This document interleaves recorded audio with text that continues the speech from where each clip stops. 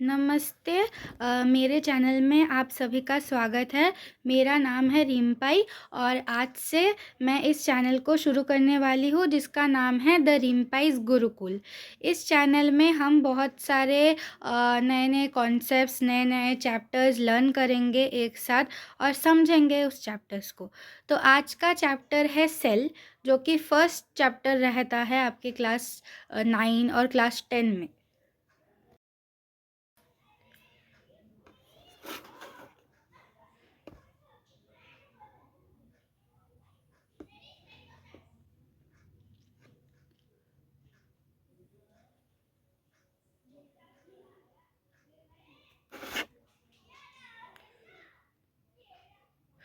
तो आज हम पढ़ेंगे cell and its structures and functions के बारे में।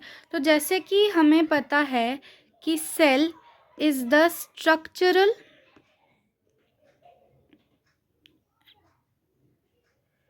And functional unit of life. अब स्ट्रक्चरल एंड फंक्शनल यूनिट का मतलब क्या है? स्ट्रक्चरल मतलब जो स्ट्रक्चर प्रोवाइड करता है, क्योंकि जैसे एक बिल्डिंग को छोटे छोटे ईंट के टुकड़े से वो बनता है, वैसे ही हमारा बॉडी जो है एक छोटे सेल से बनता है। ये जो हमारा पूरा बॉडी होता है एक छोटे ईंट की तरह, एक छोटे से सेल से वो पूरा हमारा बॉडी बनता है। तो जैसे पहले सेल बनता है, उसको मिलाकर और भी बाकी स्ट्रक्चर्स बनते हैं, वो हम आगे पढ़ेंगे। अब फंक्शनल यूनिट क्यों? क्योंकि हमारे बॉडी में जो सबसे छोटा पार्ट जो फंक्शंस कैरी आउट करता है वो सेल ही है। चाहे वो रेस्पिरेशन का हो जाए, एनर्जी प्रोडक्शन का हो जाए, वो सेल के ऑर्गेनल्स के अंदर होता है। इसके बाद हम पढ़ेंगे कुछ सेल्स के ऑर्गेनल्स के बारे में। पहले about the structure of the cell. Cell जो है बहुत सारे कंपोनेंट से बनता है। तो पहला कंपोनेंट जो सेल के अंदर होता है उसको कहते हैं साइटोप्लाज्म।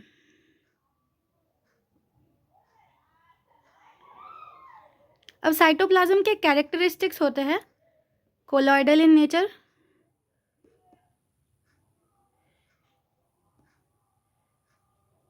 होमोजीनियस,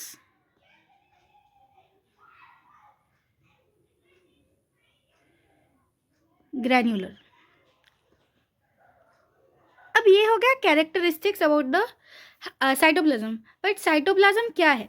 ये जो अगर एक सेल हो गया, ये मैं जो डायग्राम बना रही हूँ, ये अगर एक सेल है तो सेल के अंदर बहुत सारे कंपोनेंट्स होता है, ऑर्गेनेल्स होता है। अब ऑर्गेनेल्स के बाहर जो एक फ्लूइड होता है, फ्री मैट्रिक्स होता है। बहुत सारे सेल्स में फ्री मैट्रिक्स होती है। तो वैसे ही इस सेल में ऑर्गेनेल्स के बाहर का जो स्पेस है, जो ये फ्लूइड भरा होता है, इसको कहते हैं साइटोप्लाज्म। मतलब एक सेल के अंदर साइटोप्लाज्म रहता है और उसमें ऑर्गेनेल्स रहते हैं, न्यूक्लियस रहता है।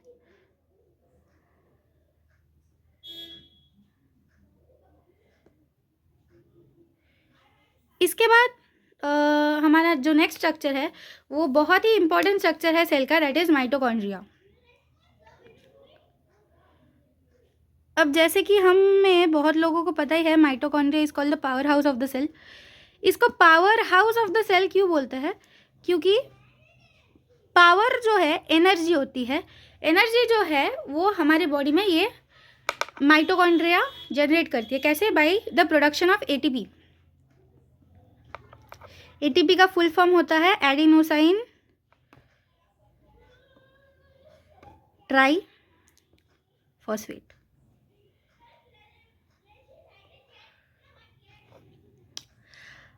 अब इसका स्ट्रक्चर कैसा होता है? इसका स्ट्रक्चर थोड़ा सा डबल मेम्ब्रेन स्ट्रक्चर होती है इसकी। दो मेम्ब्रेन होता है इसमें, एक इनर मेम्ब्रेन और आउटर मेम्ब्रेन।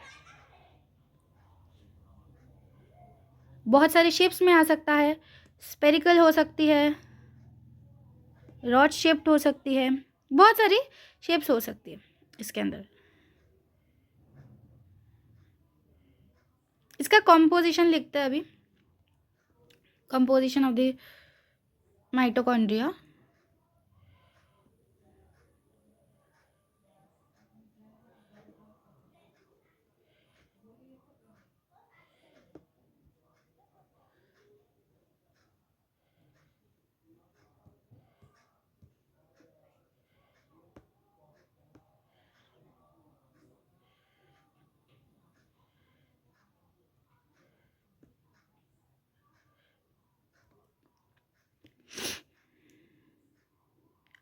तो कॉम्पोजिशन में इसके अंदर क्या क्या रहता है?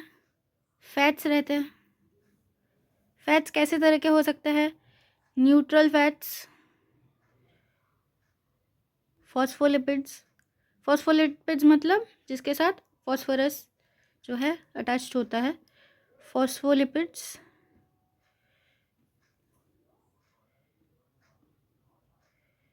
And obviously cholesterol.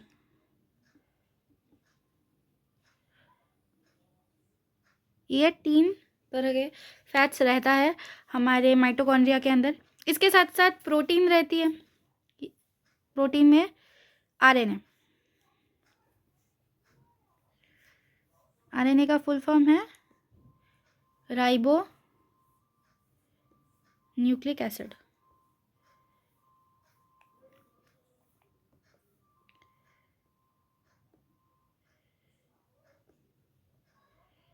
इसके साथ बहुत सारे एंजाइम्स भी रहता है जो कि हेल्प करता है एटीपी प्रोडक्शन में। तो जैसे कि मैंने पहले ही कह दिया कि इसका जो मेन फंक्शन है वो है एटीपी प्रोडक्शन, तो इसकी वजह से इसको power house of the cell कहा जाता है। इसके बाद जो दूसरा इम्पोर्टेंट कंपोनेंट है हमारे सेल के अंदर, दैट इज राइबोसोम्स।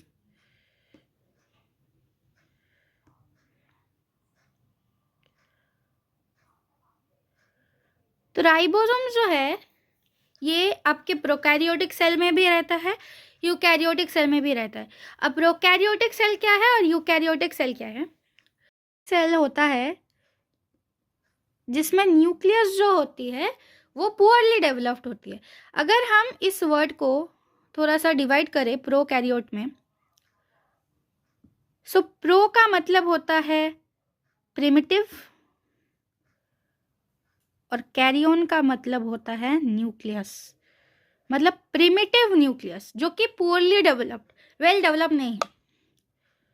तो ये प्रोकैरियोटिक सेल हमें कहाँ पर दिखने को मिलता है? प्रोकैरियोट्स में। प्रोकैरियोट्स कौन होते हैं? मोनेरा का ग्रुप, मतलब बैक्टीरियाज। इनमें हमें प्रोकैरियोटिक सेल मिलती है। अब और एक जो सेल टाइप होता है जो मैंने कहा वो है यूकैरियोटिक सेल। तो यूकैरियोटिक सेल मतलब प्रोकैरियोट का उल्टा। यू मतलब होता है ट्रू और कैरियन का मतलब होता है, जैसे कि मैंने कह ही दिया है, कैरियन का मतलब होता है न्यूक्लियस, मतलब ट्रू न्यूक्लियस। तो ट्रू न्यूक्लियस हमें किन किन ऑर्गेनिजम्स में दिखता है? मोस्टली सभी higher organisms, protista, kingdom animalia, kingdom plantae, इन सारे हमारे ह्यूमंस में भी हमें यूकैरियोटिक ऑर्गेनिजम्स मिलते हैं। अब यूकैरियोटिक मतलब ट्रू न्यूक्लियस, जिसका न्यूक्लियस जो है मतलब पोअरली डेवलप नहीं है, अच्छे ट्रूली डेवलप्ड है। उसके पास एक न्यूक्लियर मेम्ब्रेन है, उसके पास अच्छा सा न्यूक्लियर मटेरियल है जो इस प्रोकैरियोट्स में नहीं होते। उनके पास एक न्यूक्लियोइड तरह की स्ट्रक्चर होती है, पर हमारे में ऐसे एक अच्छा सा न्यूक्लियस विथ न्यूक्लियर मेम्ब्रेन होती। तो ये होता है यूकैरियोटिक स्ट्रक्चर। अब मैंने जो कहा कि हर ऑर्गेनिजम्स जो है प्रोकैरियोट्स और यूकैरियोट्स में डिवाइडेड है। तो प्रोकैरियोट्स में कुछ ऑर्गेनल्स होगी जो यूकैरियोट्स में नहीं होगी, और यूकैरियोट्स में कुछ ऑर्गेनल्स होगी जो प्रोकैरियोट्स में नहीं होगी। पर ये राइबोसोम जो है ये कॉमन है in both prokaryotes and eukaryotes. इसका एक रीजन है कि ये जो है मेम्ब्रेनस स्ट्रक्चर नहीं है, नॉन मेम्ब्रेनस स्ट्रक्चर, और प्रोकैरियोट्स में हमें मेनली नॉन मेम्ब्रेनस स्ट्रक्चर दिखने को मिलता है। तो ये राइबोसोम्स का एक कैरेक्टरिस्टिक भी हो जाएगा कि it is a non membranes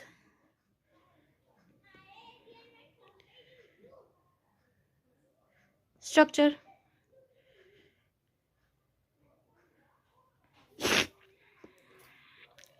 और एक कैरेक्टरिस्टिक जो है इसका जो हमें पता है, obviously these are smaller than mitochondria, क्योंकि बहुत ही छोटे छोटे स्पेरिकल बॉल्स होती है।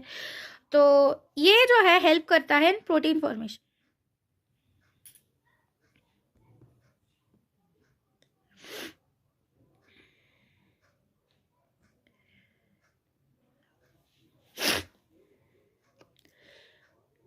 इसके बाद का स्ट्रक्चर वैक्यूल्स।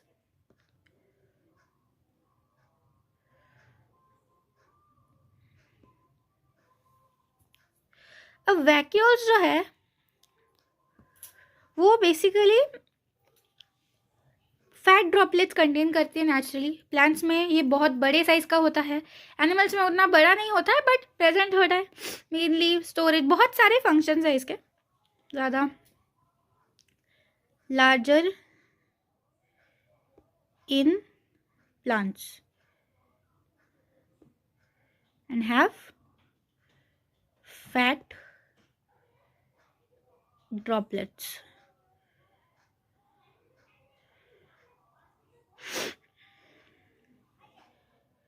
इसके बाद एक बहुत ही इम्पोर्टेंट स्ट्रक्चर जो मैं तब से बोल रही हूँ, प्रोकैरियोट्स यूकैरियोट्स में जो होता है, स्ट्रक्चर का नाम है न्यूक्लियस, जो बहुत ही इम्पोर्टेंट होता है हमारी बॉडी के लिए, क्योंकि न्यूक्लियस के अंदर जो चीज़ें रहती है वही बताती है कि आपकी जो जनरेशन है, हेरिडिटी है, जीन्स है, कैसे पास आउट होगी।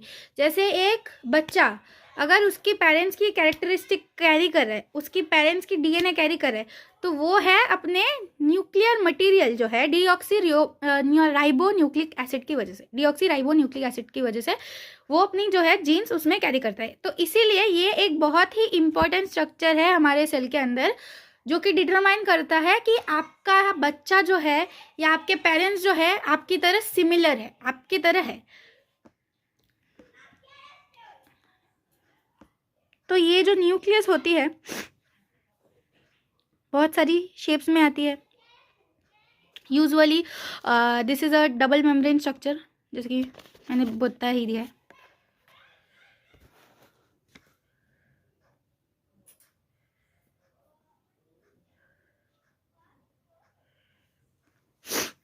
Naturally spherical in nature,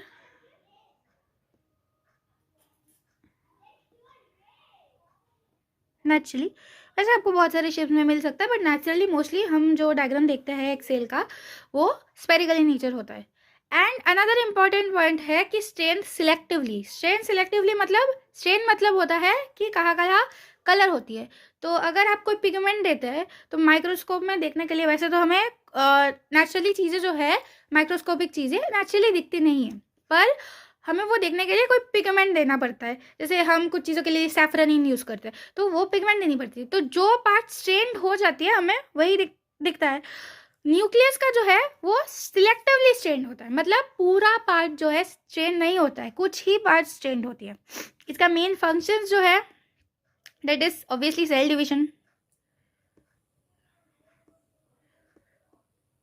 and propagation of sales.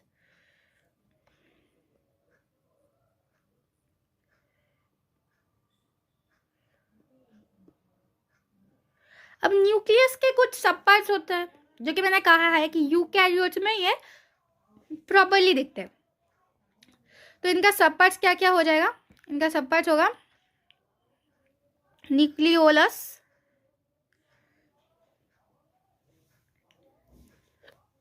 And obviously fibres.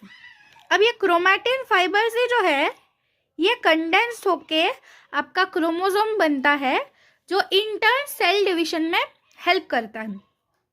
तो मोस्टली यही होता है।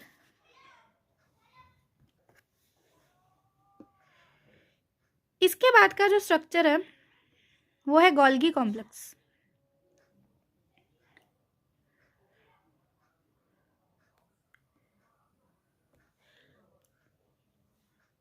तो इसका जो कैरेक्टरिस्टिक्स हो जाएगा वो है सिचुएटेड नियर द पोल। पोल मतलब एंड्स में, ओके मतलब एकदम जो साइड कॉर्नर्स होती है एक सेल का उस पोल में, जैसे हमारे ग्लोब में हो गया नॉर्थ पोल साउथ पोल, मतलब एकदम टॉप में और एकदम बिलो में, वैसे ही सेल का पोल है एकदम टॉप में एकदम बिलो में। तो गोल्गी कॉम्प्लेक्स जो है एकदम पोल्स में सिचुएटेड होती है। और एक इंपॉर्टेंट कैरेक्टरिस्टिक है devoid of RNA, devoid of RNA, but it has abundant lipoproteins, lipoproteins proteins. तो अब इसका फंक्शन बताते हैं।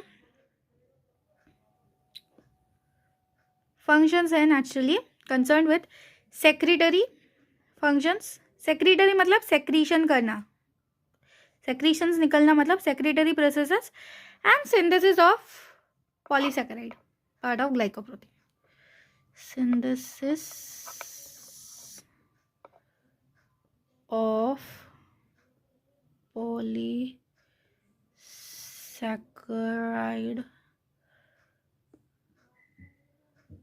part of glycoproteins।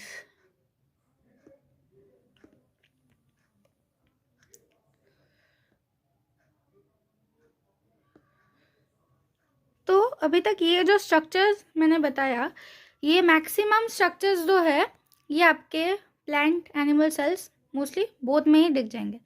पर अब एक ऐसा स्ट्रक्चर मैं बोल रही हूँ जो सिर्फ एनिमल सेल्स में दिखेगा, एंड दैट इज सेंट्रियोल। ये आपके प्लांट सेल में दिखता नहीं है, सिर्फ एनिमल सेल्स में दिखता है। अब इसका कुछ कुछ कैरेक्टरिस्टिक्स क्या हो जाएगा। Firstly it is situated in close proximity of the nucleus. Close proximity मतलब न्यूक्लियस के पास, प्रॉक्सिमिटी मतलब पास।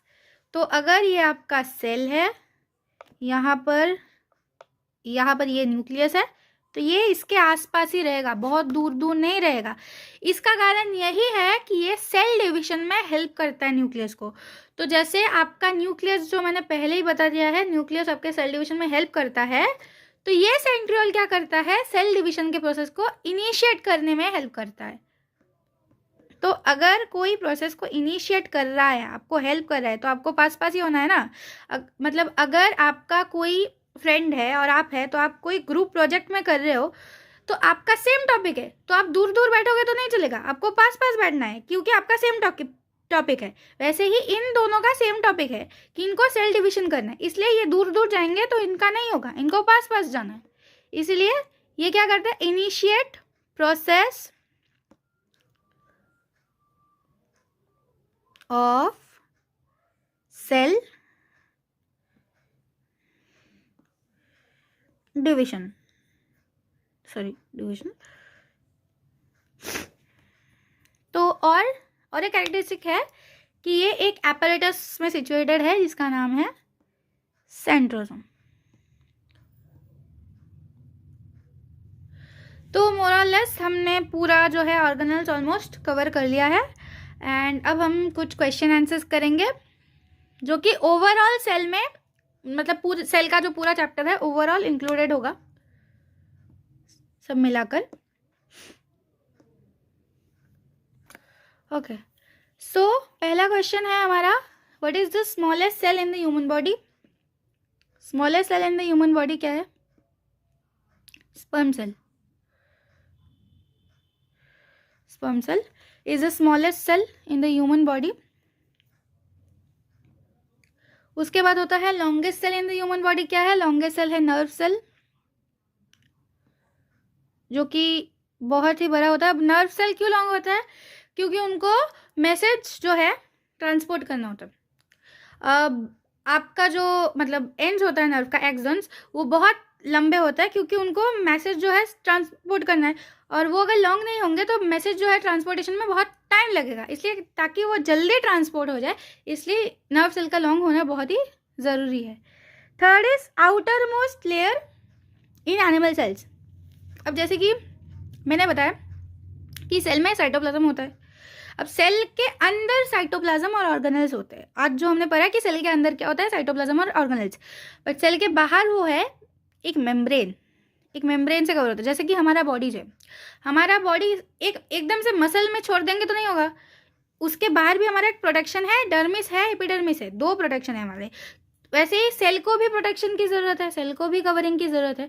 तो सेल का जो कवरिंग होती है outer most in animal cells, animal cells में आउटर मोस्ट जो कवरिंग है उसको कहते हैं सेल मेम्ब्रेन। सेल मेम्ब्रेन, ये मेम्ब्रेन ही लिखते थे, सेल मेम्ब्रेन। बट यहाँ पर एनिमल सेल्स बोलेंगे तो ही आपको बताना है सेल मेम्ब्रेन, क्योंकि प्लांट सेल में सेल मेम्ब्रेन के बाहर भी एक स्ट्रक्चर होता है जो होती है सेल वॉल। वो सेल्यूलोज से बनी होती है और वो रिजिड होती है, सिर्फ वो प्लांट सेल्स में देखने को मिलेगा। बट एनिमल सेल्स अगर आपको बोलते हैं तो आपको क्या करना है, सेल मेम्ब्रेन। इसके बाद है एमीबॉइड सेल्स इन ह्यूमंस। तो एमीबॉइड सेल्स इन ह्यूमंस क्या होता है, मतलब एमीबा जैसे शेप। तो एमीबा में क्या होता है, सीरोपोडिया होती है, कोई एक फिक्स शेप नहीं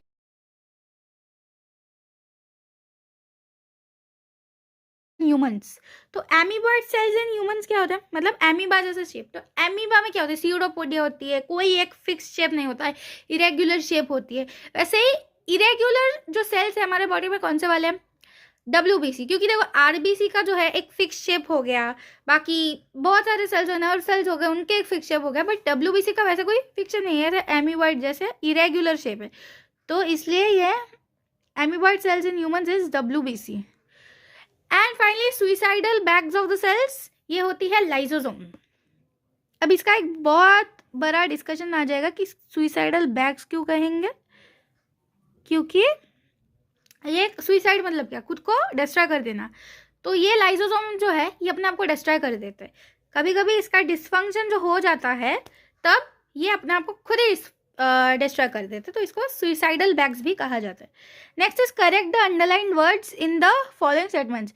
तो फर्स्ट क्या है, cell wall regulates the entry of certain solutes and ions in the cell, जो कि ऑब्वियसली रॉन्ग है, क्योंकि सेल वॉल नहीं करता है ये, क्योंकि सेल वॉल जो होता है आपका फ्रीली परमेएबल होता है। सेल वॉल फ्रीली परमेएबल होता है तो वो रेगुलेट कैसे करेगा, वो तो सबको अलाउ कर देगा। पर सेल मेम्ब्रेन जो है वो फ्रीली परमेएबल नहीं होता है, वो रोकता है। जैसे कि अगर आपके गेट में दो गेट्स है, आपके घर में एंट्री के लिए 2 गेट्स है, तो एक गेट पूरा खुला है, कोई बॉडीगार्ड नहीं है, तो आप उस गेट से आ जाओगे, सभी उस गेट से आ जाएंगे। बट दूसरे गेट में कोई बॉडीगार्ड खड़ा हुआ है तो वहां पर वो सबको अलाउ नहीं करेगा जाने को, जैसे क्लब में होता है कि सबको अलाउ नहीं करते जाने को। तो वहां पर आप कुछ लोग जो है वो रोक दिए जाएंगे, कुछ लोग जो है वो अंदर जा सकेंगे।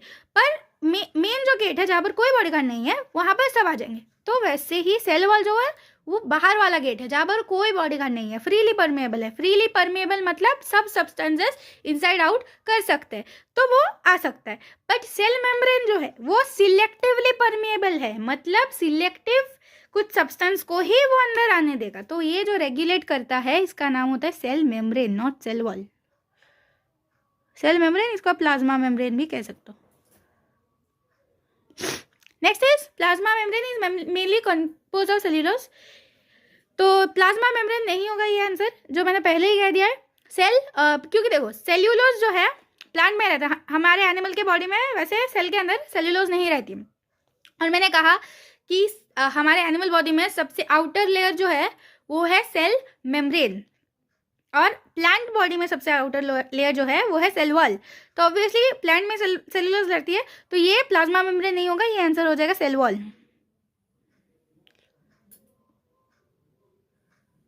Next is anaerobic respiration occurs in the mitochondria of the cell.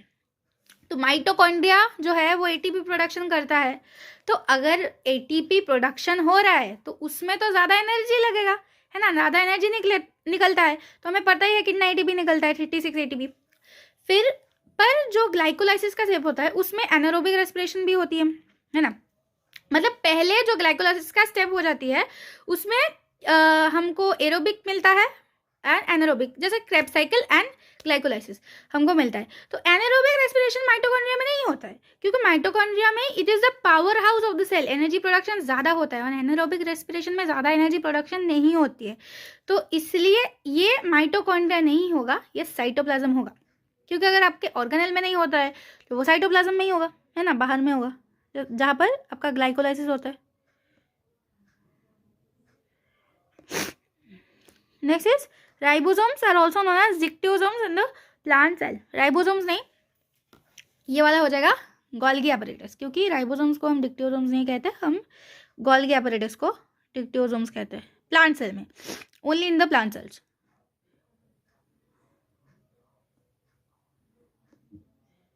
Next is chloroplast impart colour to flowers and fruits. अब क्लोरोप्लास्ट जो होता है उसमें क्या पिगमेंट होती है, क्लोरोफिल। तो क्लोरोफिल मतलब जो पिगमेंट होती है वो कौन से कलर का होता है? वो ग्रीन कलर का होता है। तो ग्रीन कलर क्या आपके फ्लावर्स और फ्रूट्स में मैक्सिममली दिखता है? आपका ग्रीन कलर जो है वो मैक्सिममली कहाँ पर दिखता है? लीव्स में। हाँ, मतलब फ्लावर्स एंड फ्रूट्स में भी ग्रीन कलर होता है, बट मेजरली सिर्फ ग्रीन नहीं होता है। सिर्फ ग्रीन कौन सा पार्ट होता है? सिर्फ ग्रीन होता है आपका लीफ। तो इसलिए क्लोरोप्लास्ट जो है आपके लीफ में रहता है। और एक पिगमेंट होता है जो आपके फ्लावर्स एंड फ्रूट्स में रहता है, जो मतलब बहुत सारे कलर्स में आते हैं, बहुत सारे कलर। जैसे आपका फ्लावर्स एंड फ्रूट्स हो गए, वो बहुत सारे कलर्स में आते हैं, ऑरेंज हो गया, वायलेट हो गया, ब्लू हो गया, बहुत सारे कलर्स आते हैं। तो उस पिगमेंट को कहते हैं क्रोमोप्लास्ट। अब क्रोमोप्लास्ट कैसे याद रखेंगे? क्रोमोप्लास्ट है, क्रोमा का मतलब होता है कलर, और प्लास्ट तो पता ही है, प्लास्टिड। तो क्रोमा से हमको याद आएगा कि ये कलर है। जैसे हमको बहुत सारे मतलब क्रोमोसोम्स को क्रोमोसोम्स क्यों कहते हैं? क्योंकि वो कलर मतलब स्टेंड होते हैं, तो इसलिए क्रोमोसोम्स कहते हैं। वैसे ही क्रोमोप्लास्ट, क्रोमा का मतलब होता है कलर। और क्लोरोप्लास्ट क्यों? क्लोरो से हमको याद आएगा क्लोरोफिल। अब क्लोरोफिल से क्या याद आएगा? क्लोरोफिल है ग्रीन कलर पिगमेंट। तो क्लोरोफिल कभी भी फ्लावर्स एंड फ्रूट्स के लिए नहीं होगा वैसे, क्योंकि वो सिर्फ ग्रीन कलर देगा। अगर आपको सिर्फ फ्लावर्स एंड फ्रूट्स कह रहे हैं तो आपको क्रोमोप्लास्ट देना है। तो आज के लिए इतना ही। बाकी हम बाद में कंटिन्यू करेंगे, अगर नेक्स्ट वीडियो में आएंगे फिर। Thank you.